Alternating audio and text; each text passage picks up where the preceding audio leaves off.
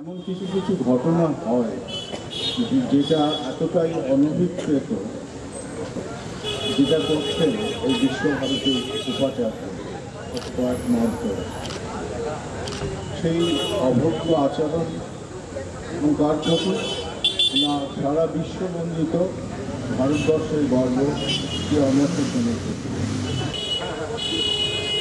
আর প্রতিবাদ জানাতে রক্তকরবী বরাবর একটা গুরুত্বপূর্ণ ভূমিকা নিয়েছে। তারই কিছু অংশ আমরা এখানে অভিনয় করব। এই নাটকটি একজন ব্রিটিশ পরিচালক বছর 40-এ অনেকগুলো দেশে কাস্টিং নিয়ে যখন করেছিলেন বেশ কয়েক বছর আগে, তখন তাকে জিজ্ঞেস করা হয়েছিল এত নাটক থাকতে কেন রক্তকরবী। তিনি প্রথম উত্তর দিয়েছিলেন যে এটা এই মুহূর্তের নাটক, এটা সর্বদেশে সর্বকালের নাটক। যতদিন পৃথিবীতে অনাচার থাকবে, হিংসা থাকবে, যন্ত্রপেষণ থাকবে, শোষণ থাকবে, ততদিন এই নাটক সাম্প্রতিক। এই বইগুলি যখন প্রকাশিত হয় এই নাটকটি, তাতে শ্রদ্ধেয় গোপাল ব্যানার্জি লিখেছিলেন রক্তকরবী এমন একটি নাটক যাতে একটি দেশের পুনরুত্থান হতে পারে। সেই ব্রিটিশ পরিচালক বলেছিলেন নন্দিনী ইজ এ রেভলিউশন। আমরা জানি যে এই হিংসা, দেশ, এই কাড়াকাড়ি, তার মধ্যে রক্তকরবী আমাদের সকলের মধ্যে একটা প্রতীকী এনে দেয় যে এর থেকে মুক্তির পথ আছে। যেখানে রবীন্দ্রনাথের হাতে সংলাপ বেরোয় যে এদেশে এত হিংসা, এত কাড়াকাড়ি, এত অভিসম্পাদ, মানুষ দেখছো না এখানে কেমন খেটে রয়েছে, না হলে সন্দেহ করছে, না হলে ভয় করছে। সত্যিকারের আমরা এরকম একটা সময়ের মধ্যে দিয়ে যাচ্ছি, তাই রক্ত করে।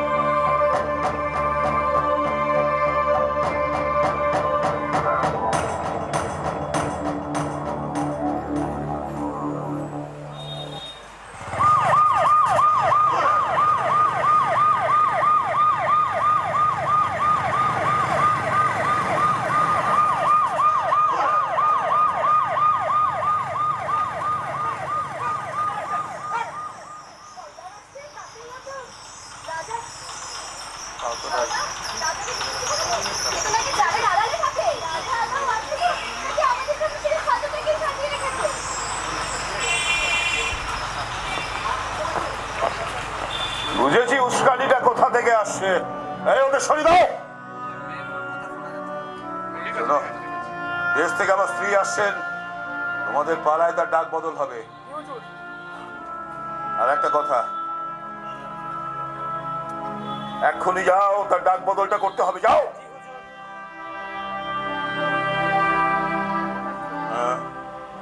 আমার শালা, তার মা মরে গেছে। মা মরে গেছে? বাঁচা গেছে? যাও আমার বউয়ের ডাক বদলটা।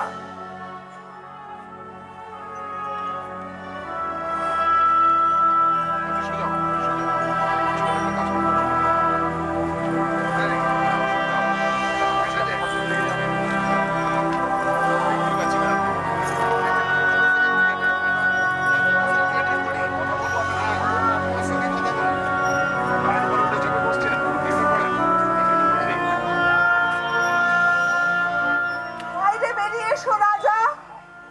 তুমি কি অন্ধ? তুমি কি অন্ধ বধির? বাইরে কোনো কিছুই কি তোমার কানে পৌঁছয় না? এত স্পর্ধা তোমার!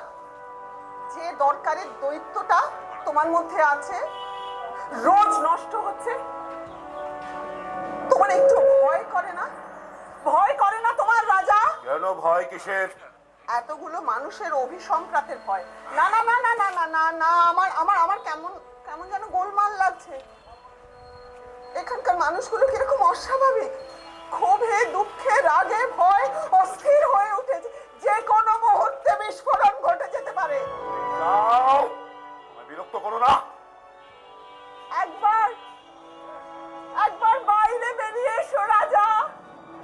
বাইরে বেরোলে দেখবে সমস্ত ভয় সমস্ত অন্ধকার ঘুচে গেছে।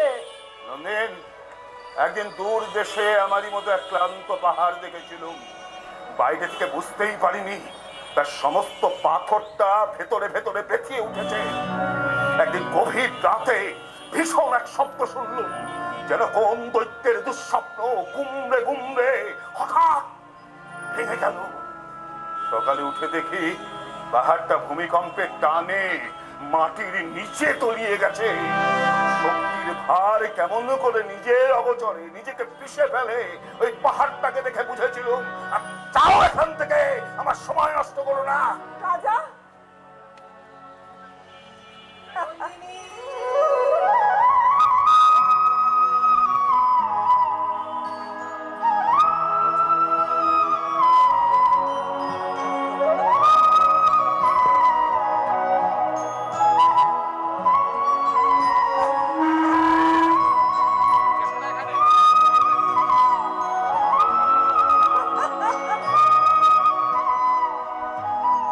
আমাকে অমন করে ডাকিস কেন কিশোর? আমি কি শুনতে পাই না? শুনতে পাস জানি, কিন্তু আমার ডাকতে ভালো লাগে যে যা যা যা যা, এক্ষুনি এক্ষুনি কাজে ফিরে যা, কাজে ফিরে যা।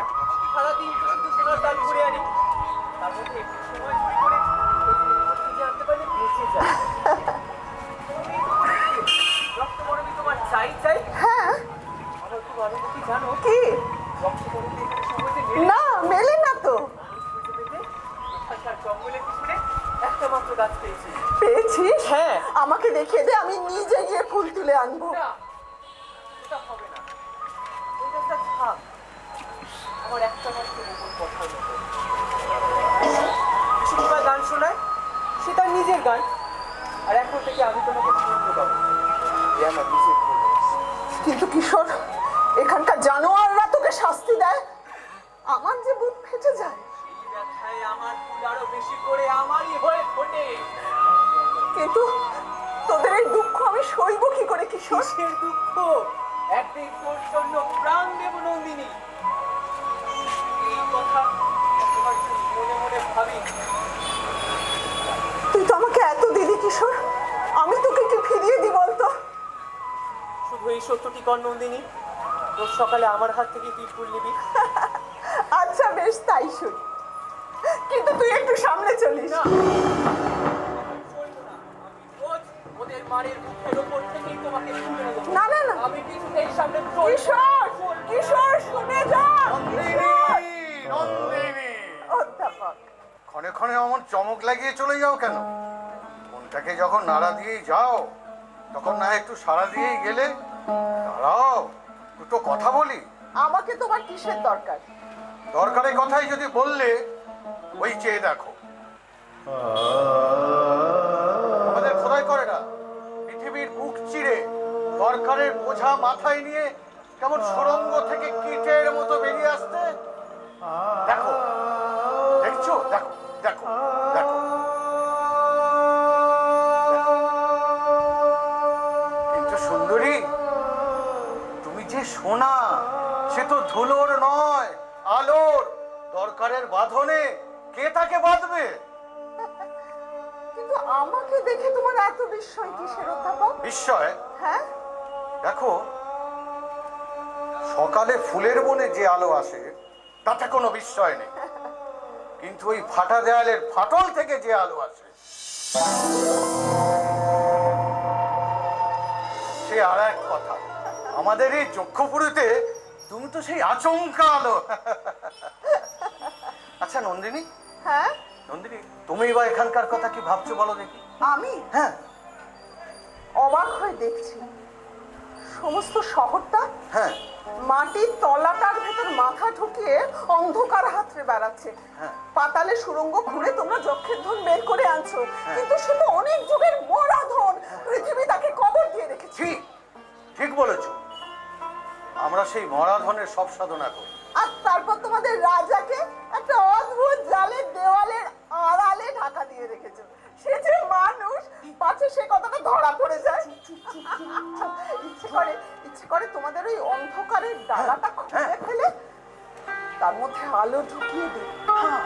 আলো ঢুকিয়ে না, দিয়ে না, আর না, ঠিক না, তেমনি না, ইচ্ছে না, করে বৌদি। ওই বিশ্রী জালটাকে ছিঁড়ে ফেলে মানুষটাকে না না না, অমন কাজ করো না। আমাদের এই মরাধনের প্রেতের একটা ভয়ঙ্কর শক্তি, তেমন আমাদের এই মানুষ থাকা রাজারও একটা ভয়ঙ্কর প্রতাপ। সব তোমাদের বানিয়ে তোলা কথা। বানিয়ে তোলাই তো, উলঙ্গের তো আর কোনো পরিচয় নেই। এই বানিয়ে তোলা কাপড়েই কেউ বা রাজা, কেউ বা ভিখিরি। অধ্যাপক, তোমাকে একটা কথা জিজ্ঞেস করবো? বলো। ওরা আমাকে এখানে নিয়ে এলো, হ্যাঁ। রঞ্জনকে সঙ্গে আনলো না কেন? সবকিছুকে টুকরো টুকরো করে আনাই হচ্ছে এদের একটা পদ্ধতি। তাছাড়া একা নন্দিনীকে নিয়ে যক্ষপুরের সর্দারেরা সব হতভম্ব হয়ে গেছে। এর ভেতরে আবার তুমি এলে যে কি হবে। আচ্ছা নন্দিনী, তোমার এখানে ভয় করছে না? ভয়? হ্যাঁ। ভয় করবে কেন? গ্রহণের সূর্যকে জন্তুরা ভয় করে, পুরনো সূর্যকে তো করে না। জানো জানো নন্দিনী, আমাদের এই যক্ষপুরীটা একটা গহনা পুরী। ওই সোনার গর্তে রাউতাকে খাবলে খাবলে খেয়েছে। ও নিজে আস্ত নয়, আর কাউকে আস্ত রাখতেও দেবে না। নন্দিনী, নন্দিনী, আমি বলছি তুমি এখান থেকে পালাও, তুমি এখান থেকে নন্দিনী, হ্যাঁ নন্দিনী, তোমার ওই ডান হাতে রক্তকরবীর কঙ্কন, হ্যাঁ, ওর থেকে একটা ফুল দেবে আমায়? এই নিয়ে তুমি কি করবে? সুন্দরের হাতে রঙের তুলি দিয়েছে বিধাতা। জানি না ওই রাঙা রঙে তুমি কি লিখতে এসেছো। আচ্ছা, মালতী ছিল, মল্লিকা ছিল চামেলি, এই সব ফুল বাদ দিয়ে তুমি এ ফুল বেছে নিলে কেন? জানো মানুষ না জেনে ঠিক এইভাবেই নিজের ভাগ্যকে বেছে নেয়। রঞ্জন আমাকে কখনো কখনো আদর করে বলে রক্ত করবি। আমি জানি না আমার কিরকম মনে হয়। আমার রঞ্জনের ভালোবাসার রং রাঙা, তাই সেই রং গলায় পড়েছি, মাথায় পড়েছি, হাতে বেশ তো, পড়েছি। বেশ তো। তুমি ওর থেকে একটা ফুল আমায় দাও, তোমার চিরকালের দান। এই না, ইচ্ছো? বাহ। আজ রঞ্জন আসবে সেই আনন্দে এই ফুলটা তোমাকে দিল। কিন্তু এ ফুল নিয়ে আমি কি করব? তার চেয়ে রঙের তত্ত্বটি বোঝার চেষ্টা করি। হ্যাঁ, আমি রঙের তত্ত্বটি বোঝার চেষ্টা করি।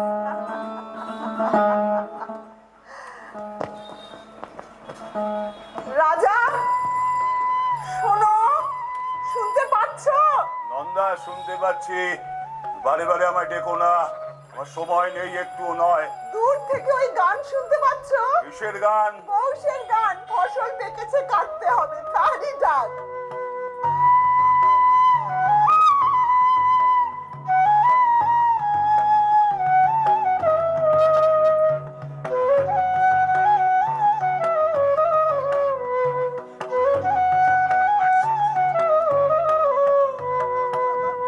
তোদের ডাক দিয়েছে আয় রে চলে আয় আয় আয়। তোদের ডাক দিয়েছে আয় রে চলে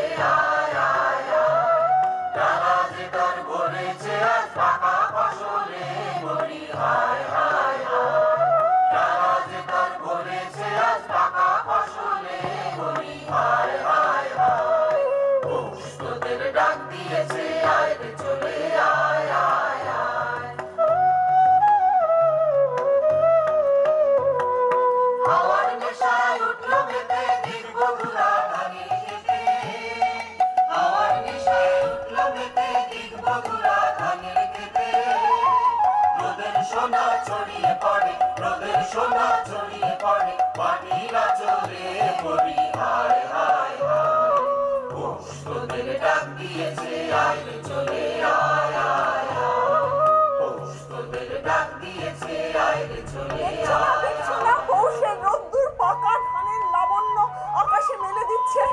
তুমিও বেরিয়ে এসো রাজা, তুমিও বেরিয়ে এসো, তোমাকে মাঠে নিয়ে যাই। মাঠে? হ্যাঁ মাঠে। কোন কাজে লাগবো? মাঠের কাজ তোমার যজ্ঞপুরীর কাজের চেয়ে অনেক সহজ। যেদিন আমাকে তোমার ভান্ডারে ঢুকতে দিয়েছিলে, তোমার সোনার তাল দেখে কিছু আশ্চর্য হয়নি, কিন্তু যে বিপুল শক্তি দিয়ে অনায়াসে সেগুলোকে চূড়ো করে সাজাচ্ছিলে, তাই দেখে মুগ্ধ হয়েছিল। তবু বলি সোনার পিণ্ড কি তোমার হাতের ওই আশ্চর্য ছন্দে সাড়া দেয়, যেমন সাড়া দিতে পারে ধানের ক্ষেত? আচ্ছা রাজা বলো তো, পৃথিবীর এই মরা ধন দিন রাত নাড়াচাড়া করতে তোমার ভয় করে না? কেন ভয় কিসের? পৃথিবী আপনার প্রাণের জিনিস, আপনি খুশি হয়ে দেয়, কিন্তু যখন তার বুক চিরে মরা হাড়গুলোকে ঐশ্বর্য বলে ছিনিয়ে নিয়ে আসো, তখন অন্ধকার থেকে একটা কানা রাক্ষসের অভিসম্পাত নিয়ে আসো। দেখছো না এখানে সবাই কেমন যেন রেগে আছে, কিংবা সন্দেহ করছে, কিংবা ভয় পাচ্ছে। তাই তো বলছি আলোতে বেরিয়ে এসো, মাটিতে পা দাও, পৃথিবী খুশি হয়ে উঠুক। নন্দিন, তুমি কি জানো যে বিধাতা তোমাকে রূপের মায়ার আড়ালে কেমন অপরূপ করে রেখেছেন? সেখান থেকে ছিনিয়ে আমি তোমাকে আমার হাতের মুঠোর মধ্যে পেতে চাইছি। কিছুতেই ধরতে পারছি না। আমি তোমাকে উল্টিয়ে পাল্টিয়ে দেখতে চাই, না পারি তো ভেঙে চুরে ফেলতে চাই। ও কি বলছো তুমি? তোমার ওই রক্তকরবীর আভাটুকু ছেঁকে নিয়ে আমার চোখে অঞ্জন করে পড়াতে পারিনি কেন? সামান্য কটা পাপড়ি আঁচল চাপা দিয়ে বাধা দিচ্ছে, তেমনি বাধা তোমার মধ্যেও কোমল বলেই কঠিন। আচ্ছা নন্দিন, তুমি আমাকে কি মনে করো খুলে বলো তো? কতবার বলেছি তোমাকে মনে করি আশ্চর্য, প্রকাণ্ড হাতে প্রচন্ড জোর যেন ফুলে ফুলে উঠছে, ওই ঝড়ের আগেকার মেঘের মতো। দেখে আমার মন নাচে। রঞ্জনকে দেখে তোমার মন যে নাচে, সেও কি? সে নাচের তাল আলাদা, ও তুমি বুঝবে। বুঝবো। আমি জানি রঞ্জনের সঙ্গে আমার তফাৎটা কি। আমার মধ্যে কেবল চোর আছে, চোর, আর রঞ্জনের মধ্যে আছে জাদু। জাদু বলছো কাকে? পৃথিবীর নিচের তলায় পিণ্ড পিণ্ড পাথর, লোহা, সোনা, সেইখানে রয়েছে চোরের মূর্তি। আর উপরের তলায় কাঁচা মাটিতে ঘাস উঠছে, ফুল ফুটছে, সেইখানে রয়েছে জাদুর খেলা। দুর্গমের থেকে হিরে আনি, মানিক আনি, কিন্তু সহজের থেকে ওই প্রাণের জাদুটুকুকে কেড়ে আনতে পারিনি। আশ্চর্য, তুমি তো নিজেকে বেশ করে জালে বেঁধেছো, তারপর কেন যে এমন ছটফট করছো বুঝি? বুঝতে পারবে না নন্দিন, আমি একটা প্রকাণ্ড মরুভূমি, তোমার মতো একটা ছোট্ট ঘাসের দিকে হাত বাড়িয়ে বলছি, আমি তপ্ত, আমি রিক্ত, আমি ক্লান্ত। তুমি যে এত ক্লান্ত, তোমাকে দেখে তো তা মনে হয় না। আমি তো তোমার মস্ত জোরটাই দেখতে পাচ্ছি। তোমার মধ্যে আর একটা জিনিস দেখি, সে ঠিক তার উল্টো। আমার মধ্যে? হ্যাঁ। আমার মধ্যে কি দেখছো? বিশ্বের বাঁশিতে নাচের যে ছন্দ বাজে, সেই ছন্দ। বুঝতে পারলাম না। সেই ছন্দে বস্তুর বিপুল ভার হালকা হয়ে যায়, সেই ছন্দে গ্রহ নক্ষত্রের দল ভিখারি নটবাদ বালকের মতো আকাশে আকাশে নেচে বেড়ায়। সেই নাচের ছন্দেই নন্দিন তুমি এমন সহজ হয়েছো, এমন সুন্দর। আমার তুলনায় তুমি কতটুকু, তবু তোমাকে আমি ঈর্ষা করি। তুমি তো আমাকে ঘরের মধ্যেই যেতে দিলে না, তবে কেন এসব বলছো? না, আমার অনবকাশের উজান ঠেলে আমি তোমাকে ঘরের মধ্যে আনতে দিতে চাইনি। যেদিন পালের হাওয়ায় তুমি অনায়াসে আসবে, সেই দিন আগমনীর লগ্ন লাগবে। সে হাওয়া যদি ঝড়ের হাওয়াও হয়, সেও ভালো, এখনো সময় হয়নি। আমি তোমাকে বলছি রাজা, সেই পালের হাওয়া আনবে রঞ্জন। সে যেখানে যায় ছুটি সঙ্গে নিয়ে যায়। তোমার রঞ্জন যে ছুটি বয়ে নিয়ে বেড়ায়, তাকে ওই রক্তকরবীর মধু দিয়ে ভরে রাখে কে, তাকে আমি জানি না নন্দিন। তুমি তো আমাকে ফাঁকা ছুটির খবর দিলে, মধু কোথায় পাবে? ছুটি কি করে মধুতে ভরে, তার জবাব রঞ্জনকে চোখে দেখলেই পাবে। সে বড় সুন্দর। সুন্দর সুন্দর সুন্দর সুন্দরের জবাব সুন্দরই পায়, আর অসুন্দর যখন জবাবকে ছিনিয়ে নিতে চায় আর তার বাজে না ছিঁড়ে যায়। যাও, আর সময় নষ্ট করো না, যাও। আচ্ছা বেশ, যাচ্ছি যাচ্ছি যাচ্ছি, কিন্তু এই বলে গেলুম আজ আমার রঞ্জন আসবে আসবে আসবে, কিছুতেই তাকে ঠেকাতে পারবে না।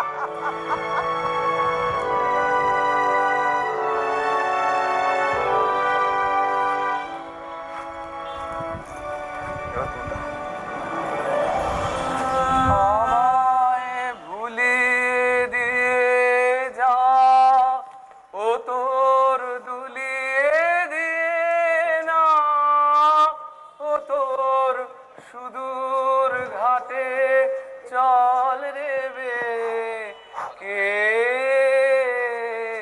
কে নে মোর স্বপন তরির কে। নবান্নের সময় এসেছে, তাই গ্রামে গ্রামে তার আয়োজন চলছে। পায়ে পড়ে চলো না ঘরে, একবার সর্দারকে কি বলি। স্ত্রী বুদ্ধিতে এখনো সর্দারকে চেনোনি বেয়ান? কেন, আমি তো বেশ ভালোই দেখেছি। হ্যাঁ বেশ, ঝকঝকে, মকরের দাঁত, খাঁজে খাঁজে বড় পরিপাটি করে কামড়ে ধরে। সর্দার আসছে। তবেই হয়েছে, আমাদের কথাও নিশ্চয়ই শুনতে পেয়েছে। আমরা তো তেমন কিছু বেয়ান, কথা বলি আমরা আর মানে যে করে ওরা, কাজে কোন কথাটিকে কোন চালে আগুন ধরায় তা কেউ বলতে পারে না।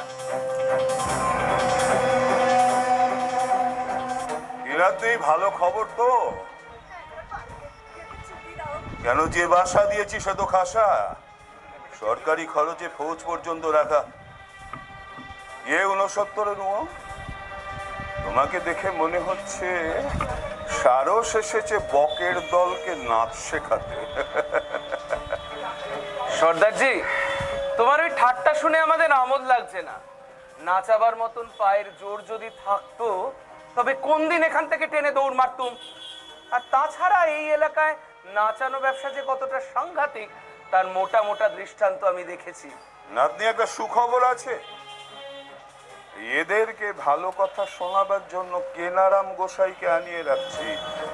এদের থেকে প্রণামী আদায় করে খরচটা উঠে যাবে, আর রোজ সন্ধ্যাবেলায় এরা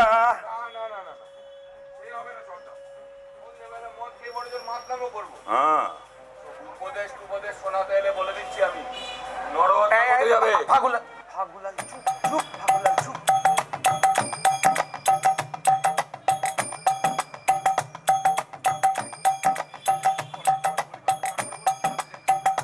প্রভুপাদ, বাবা বাবা, বেশ নামে মজেছে দেখছি।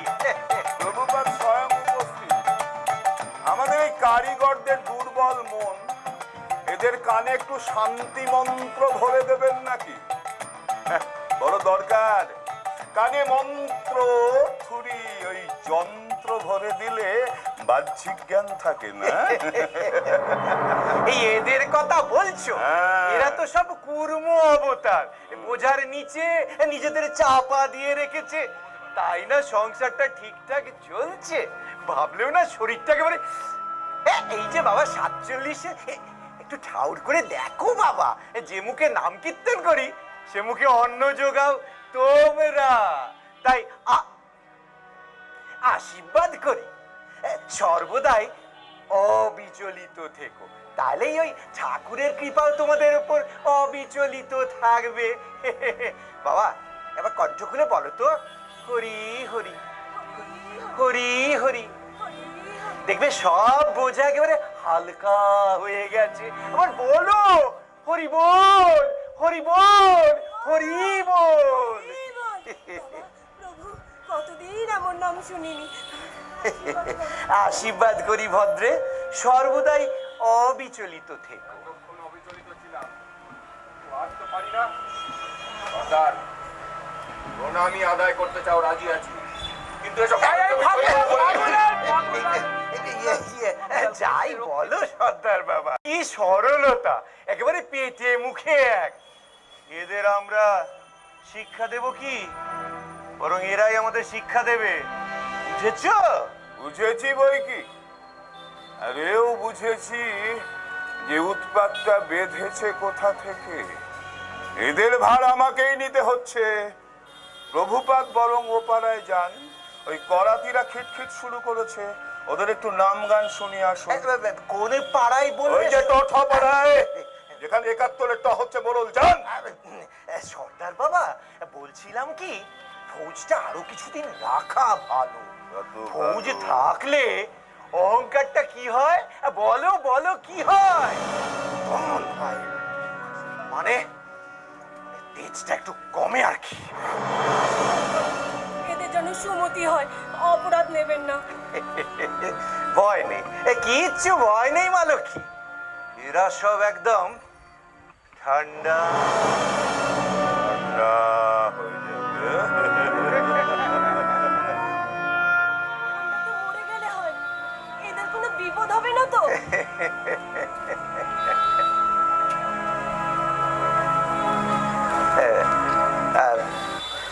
তাহলে পাগল ধরে নাও, ভাই, বুঝেছি, ধরে নাও। বুঝেছি উৎপাতটা কোথা থেকে এসছে। বুঝেছি বই কি, আর এও বুঝেছি যে উৎপাতটা কোথা থেকে এসছে। চলুন চলুন।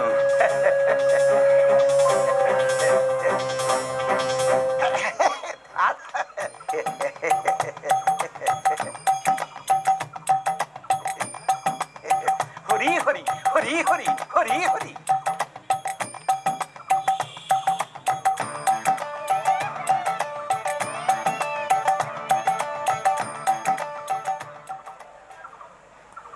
পাগল ভাই, পাগল ভাই।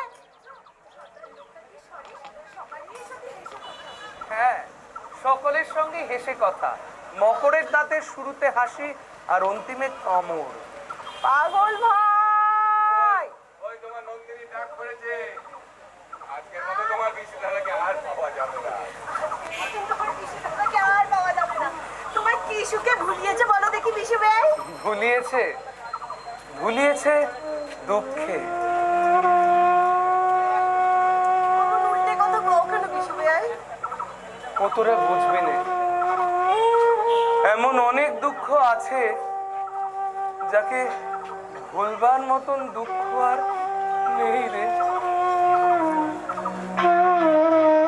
পাগল ভাই, পাগল ভাই, পাগল ভাই, পাগল ভাই। দূরের রাস্তা দিয়ে আজ সকালে ওরা পৌষের গান গিয়ে মাঠে যাচ্ছিল, শুনেছিলে? আমার সকাল কি আর তোর সকালের মতো যে গান শুনতে পাবো? আজ মনের খুশিতে ভাবলুম এখানকার প্রাকারের উপর চড়ে ওদের গানে যোগ দেব, কোথাও পথ পেলুম না, তাই তোমার কাছে এসেছি। আমি তো তোমার প্রাকার নই। তুমি আমার প্রাকার, তোমার কাছে এসে উঁচুতে উঠে বাইরেটাকে দেখতে পাই। নন্দিনী, তোমার মুখে এই কথাগুলো শুনলে আমার খুব আশ্চর্য লাগে। কেন? এই যক্ষপুরীতে ঢুকে কেবলই আমার মনে হতো আমি আমার আকাশখানা হারিয়ে ফেলেছি। মনে হতো এখানকার টুকরো মানুষদের সাথে কুটে কুটে আমাকে একটা পিণ্ড পাকিয়ে তুলেছে। এমন সময় তুমি এলে, আমার মুখের দিকে এমন করে চাইলে আমি বুঝতে পারলুম আমার মধ্যে এখনো আলো দেখা যাচ্ছে। পাগল ভাই, পাগল ভাই, এই বদ্ধ গড়ের ভেতরে কেবল তোমার আর আমার মাঝখানটাতেই একটা আকাশ বেঁচে আছে, বাকি সব বোঝা, জানো? হ্যাঁ গো, সব বোঝা। সেই আকাশটা আছে বলেই তোমায় গান শোনাতে পারি। তোমায় গান শোনাবো, তাই তো আমায় জাগিয়ে রাখো। ও গো ঘুম ভাঙানি, তোমায় গান শোনাবো। ও গো দুঃখ জাগানি, তোমায় গান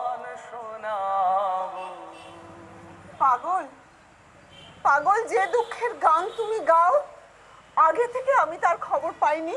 কেন? রঞ্জনের কাছে? রঞ্জনের কাছে? না না, দুই হাতে দুই দাঁড় ধরে সে আমাকে তুফানের নদী পার করে দেয়। বুনো ঘোড়ার কেশর ধরে সে আমাকে বনের মধ্যে দিয়ে ছুটিয়ে ছুটিয়ে নিয়ে যায়।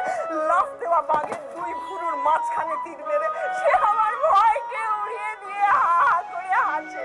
আমাদের নাগাই নদীতে ঝাঁপিয়ে পড়ে স্রোতটাকে নিয়ে সে যেমন তোলপাড় করে, আমাকে নিয়ে সে তেমন তোলপাড় করতে থাকে।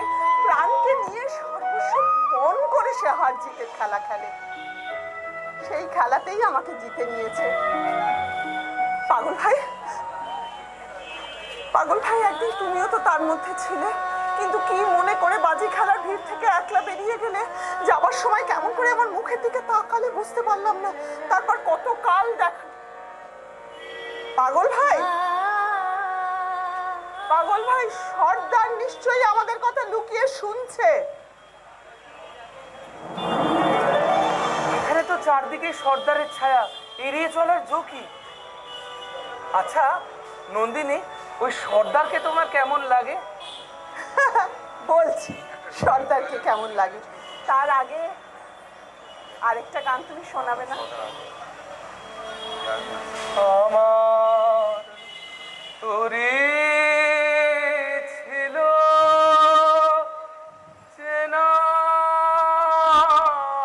চেনার কুলে বাঁধন যে তার গেল খুলে তারে হাওয়ায় নিয়ে গেল কোন অচেনার ধারে। ও চাঁদ চোখে জলের লাগলো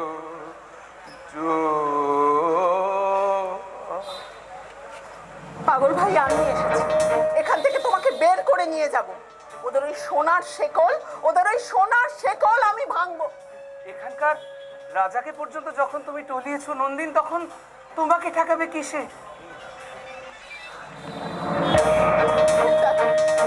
সর্দার, এখানে তো চারিদিকে সর্দারের ছায়া, এড়িয়ে চলার ঝুঁকি। আচ্ছা ওই সর্দারকে তোমার কি বলো কেমন নন্দিনী? লাগে বলো?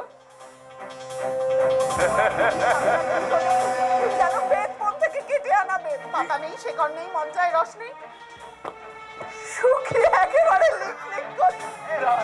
শাসন করার জন্য প্রাণ দিয়েছে দুর্ভাগা। চুপ করো, শুনতে পাবে। করাটাকেও যে শুনতে পায়। ঊনসত্তরের সকলের সাথেই তো তোমার প্রণয়, কোনো বাজ বিচার নেই। আগে তোমার সাথেও শুরু হয়েছিল, আচ্ছা ওই বাজ বিচার করতে গিয়ে বেঁধে গেল। বলো কি, তা কি নিয়ে আলাপ চলছিল?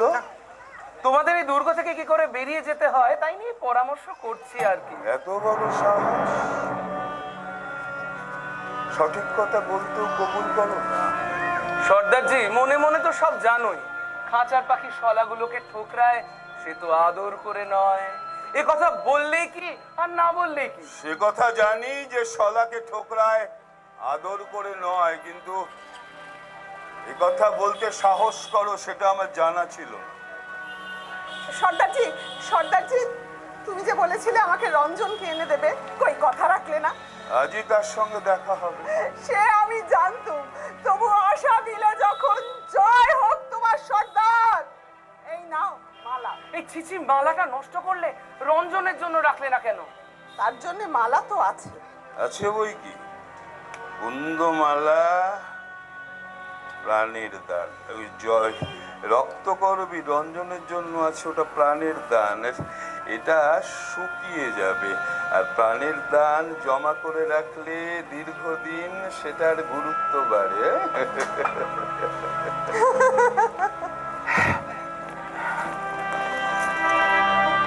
পাগল ভাই, তুমি আমাকে জিজ্ঞেস করছিলে তো যে রাজাকে আমার ভয় করে কিনা। ওই জালের বাইরে থেকে ভয় করে, কিন্তু আমি যে ওর ভেতরে গিয়ে দেখেছি কিরকম দেখলে? কিন্তু মানুষ প্রকাণ্ড, কপালখানা যেন কি, বাহু দুটো যেন কোনো দুর্গের লোহার অর্গল। মনে হলো রামায়ণ মহাভারত থেকে কেউ নেমে এসেছে। আচ্ছা, ঘরের মধ্যে ঢুকে কিরকম দেখলে? ঘরের মধ্যে ঢুকে ওর বাঁ হাতের ওপরে একটা বাজ পাখি বসেছিল। তাকে দাঁড়ের ওপর বসিয়ে রেখে যেমন বাজ পাখির পাখার মধ্যে আঙুল চালাচ্ছিল, তেমনি করে আমার হাত নিয়ে আস্তে আস্তে হাত বুলিয়ে দিতে লাগলো। হঠাৎ চমকি দিয়ে বলে উঠলো, আমাকে তোমার ভয় করে না? আমি বললাম একটুও না। তখন খোলা চুলের মধ্যে দুই হাত ভরে দিয়ে কতক্ষণ চোখ বুজে বসে রইল। তোমার কেমন লাগলো? ভালো লাগলো। কিরকম বলবো, ও যেন 1000 বছরের বট গাছ, আর আমি যেন ছোট্ট পাখি। ওর ডালের একটি ডগায় কখনো যদি একটু দোল খেয়ে যাই, নিশ্চয়ই ওর মজ্জার মধ্যে খুশি লাগে। ওই একলা প্রাণকে সেই খুশিটুকু দিতে ইচ্ছে করে। তারপর ওর বর্ষার ফলার মতো দৃষ্টি আমার মুখের ওপর রেখে বলল, আমি তোমাকে জানতে চাই। আমার গা কেমন শিউরে উঠলো। আমি বললাম, জানবার কি আছে, আমি কি তোমার পুঁথি?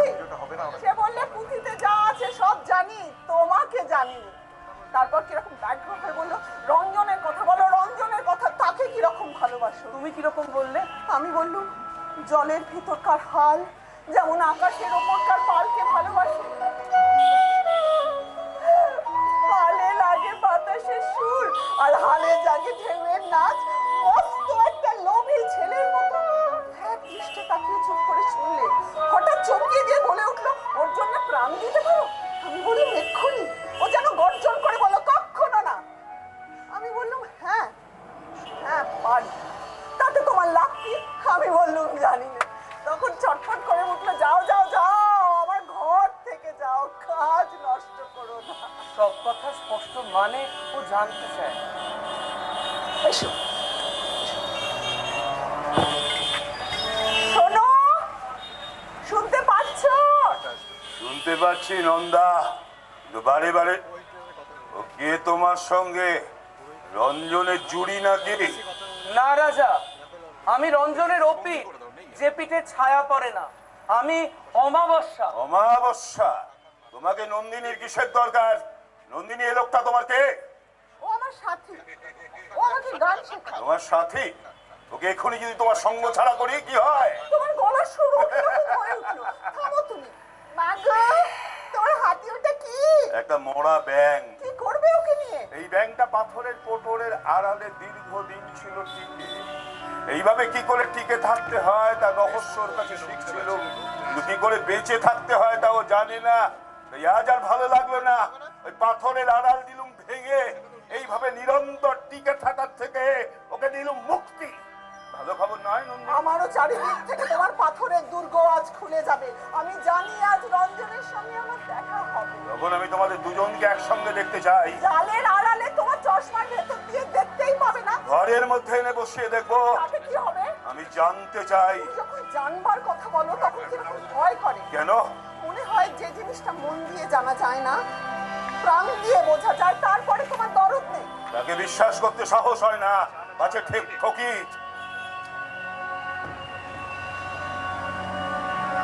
আচ্ছা বেশ বেশ, আমি তাহলে যাই।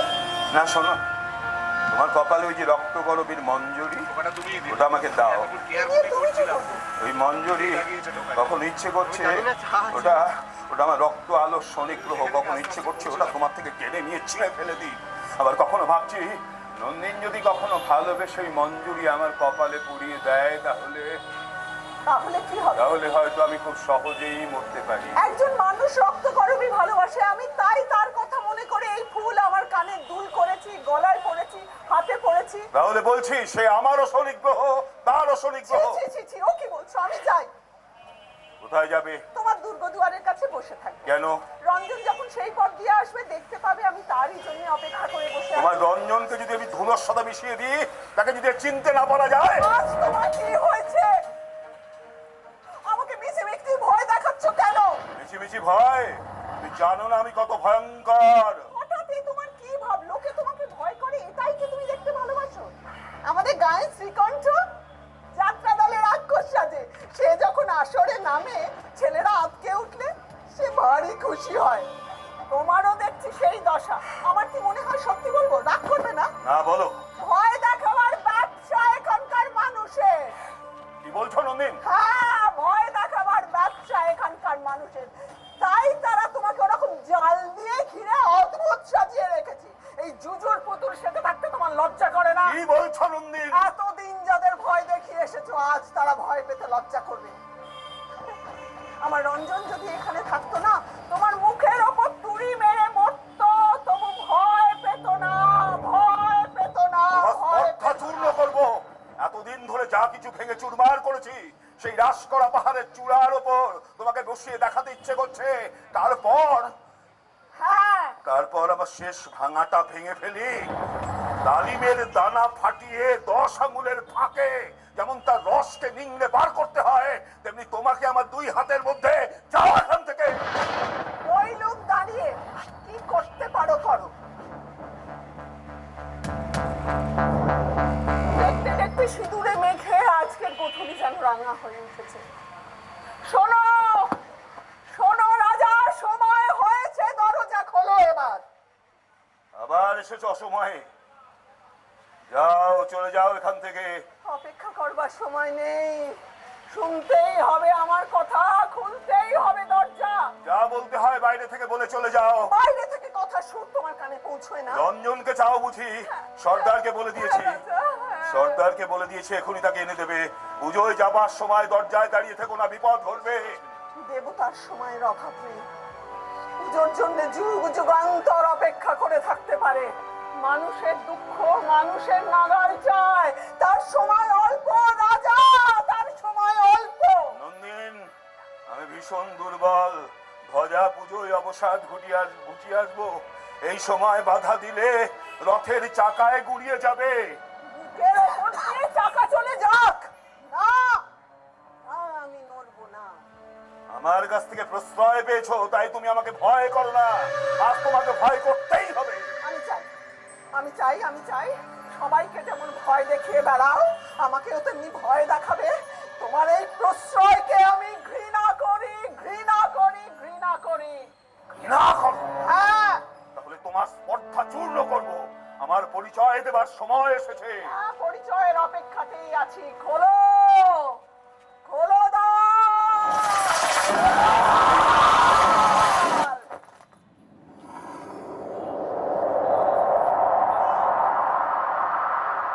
কে ওখানে পড়ে? হ্যাঁ, রঞ্জনের মতো দেখছি। না কেন? না না, রঞ্জন নয়, রঞ্জন নয়, কিছুতেই রঞ্জন হতে পারে না। হ্যাঁ, রাজা, হ্যাঁ, রাজা, রাজা, এই তো আমার রঞ্জন। রঞ্জন, জাগো তুমি। রাজাও জাগে না কেন? রঞ্জন, জাগো তুমি। রাজা, সবাই বলে তুমি জাদু জানো, জাগিয়ে দাও রঞ্জনকে। রঞ্জন, জাগো তুমি, জাগো তুমি রঞ্জন। আমি জমের কাছে জাদু শিখেছি, জাগাতে পারিনি, জাগরণ ঘুচিয়ে দিতে পারি। আমি আমার সমস্ত যৌবন দিয়ে, আমি আমার সমস্ত শক্তি দিয়ে যৌবনকে মেরেছি। মরা যৌবনের অভিশাপ আমার লেগেছে। বীর আমার, নীলকণ্ঠ পাখির পালক পরিয়ে দিলুম তোমার চূড়ায়। তোমার জয়যাত্রা আজ থেকে শুরু হয়েছে। সেই যাত্রার বাহন আমি, রঞ্জন, রঞ্জন, এই যাত্রার বাহন আমি। রাজা, এইবার সময় হলো কিসের সময়? আমার সমস্ত শক্তি নিয়ে তোমার সঙ্গে আমার লড়াই। আমার সাথে লড়াই করবে তুমি? সাহস আছে আমাকে বিশ্বাস করতে? তাহলে আমার হাত ধরো, চলো আমারই হাতে হাত রেখে আমার বিরুদ্ধে লড়াই করতে। ওই আমার ধ্বজা আমি ভেঙে ফেলি, এর দণ্ড, চক্কেতন আমার হাতের মধ্যে তোমার হাত এসে আমাকে মারুক মারুক, সম্পূর্ণ মারুক, তাতেই আমার মুক্তি। পাগলাল, পাগলাল।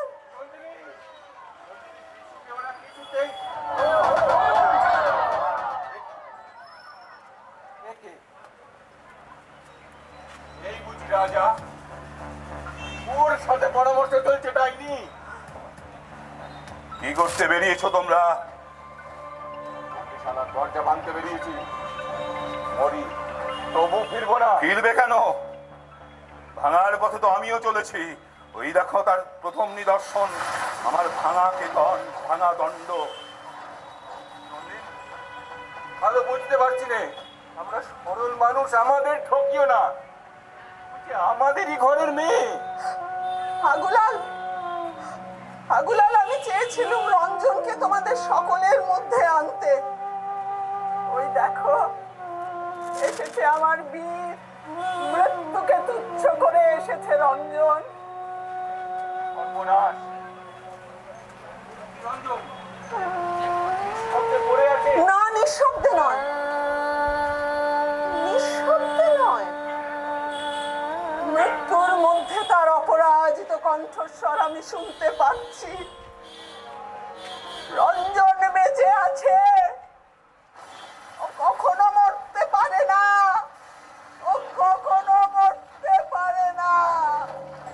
জয় রঞ্জনের জয়। আয় রে ভাই, এবার লড়াইয়ে চল।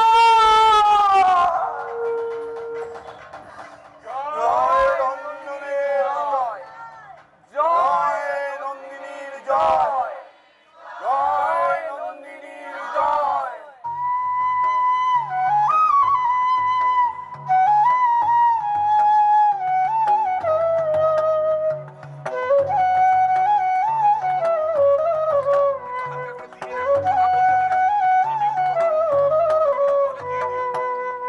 তোদের ডাক দিয়েছে আয় রে চলে আয় আয় আয়। তোদের ডাক দিয়েছে আয় রে চলে আয় আয় আয়।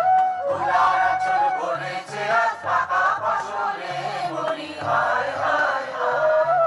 তুলার আঁচল ভরেছে আজ পাকা ফসলে মরি হায় হায় হায়। তোদের ডাক দিয়েছে আয় রে চলে আয় আয় আয়। হাওয়ার উঠলো মেতে দেখবো ঘুরা ধানের খেতে। হাওয়ার নেশায় উঠলো মেতে দেখবো ঘুরা ধানের খেতে।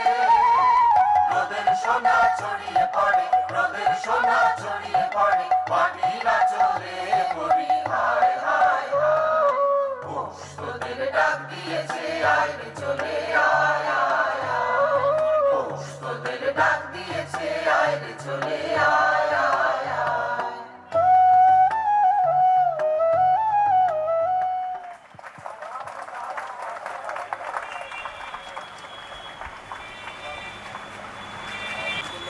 আমরা করলাম মে মাসের শেষ দিকে আমাদের প্রথম শো, ফলে অনেক রিহার্স বাকি। কিন্তু আমাদের অন্যতম প্রিয় বন্ধু অভিজিৎ, সে আমাদের বলতে আমরা এই কাঁচা অবস্থাতেই নিয়ে এসেছি। এখনও অনেক কাজ বাকি। আপনারা দেখলেন, এটা আমাদের সৌভাগ্য। সকলকে আন্তরিক অভিনন্দন, নমস্কার।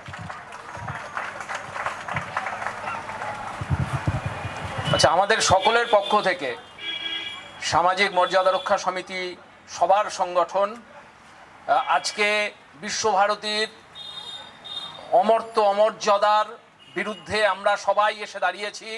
এবং আজকে সকাল থেকে এই সাংস্কৃতিক প্রতিবাদের যে মঞ্চ, সেখানে যেভাবে গৌতম এবং তার সমস্ত সহকর্মীরা, আমি দুজনকে ফোন করেছিলাম, কারণ আমাদের মনে হয়েছিল যে এই মুহূর্তে শান্তিনিকেতন হচ্ছে যক্ষপুরী, এবং আমাদের মনে হয়েছিল যে এই মুহূর্তে দাঁড়িয়ে নন্দিনী এবং রঞ্জনের কণ্ঠস্বর শোনানো দরকার, রাজাকে চিত্রায়িত করা দরকার।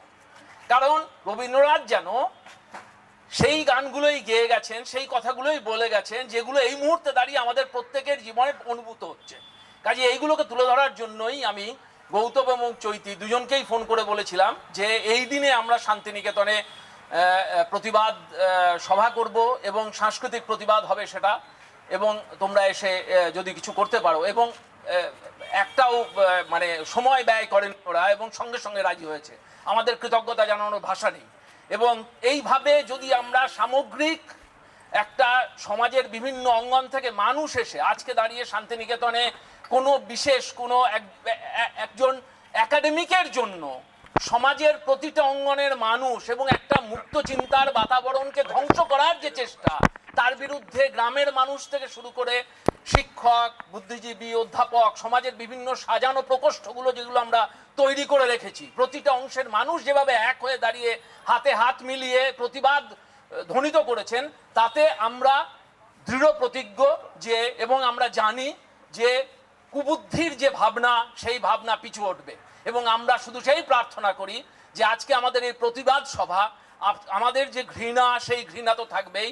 এবং আমরা আবার উচ্চকণ্ঠে বলতে চাই যে প্রফেসর অমর্ত্য সেনের কে অমর্যাদা করার যে অপপ্রয়াসে বিশ্বভারতী লিপ্ত হয়েছে বিগত দিনে, তা ইমিডিয়েটলি বন্ধ করা হোক। এবং আমরা আবারও বলতে চাই যে অধ্যাপক অমর্ত্য সেনের অমর্যাদা করার যে দুঃসাহসে তোমরা ব্রতী হয়েছ, তার কাছে নতজানু হয়ে করজোড়ে ক্ষমা ভিক্ষা করো। সেটাই হতে পারে তোমাদের এই মুহূর্তে দাঁড়িয়ে সব থেকে বড় পাপস্খলনের পথ। এবং আজকে দাঁড়িয়ে আমাদের এই অনুষ্ঠান আমরা এখানেই শেষ করব। আমরা আবারও বিভিন্ন সময়ে কথা বলবো এবং আমরা চলতেই থাকবে। ঘটনা প্রবাহ যেভাবে বিবর্তিত হবে আমরা সেভাবেই সম্মিলিত হব।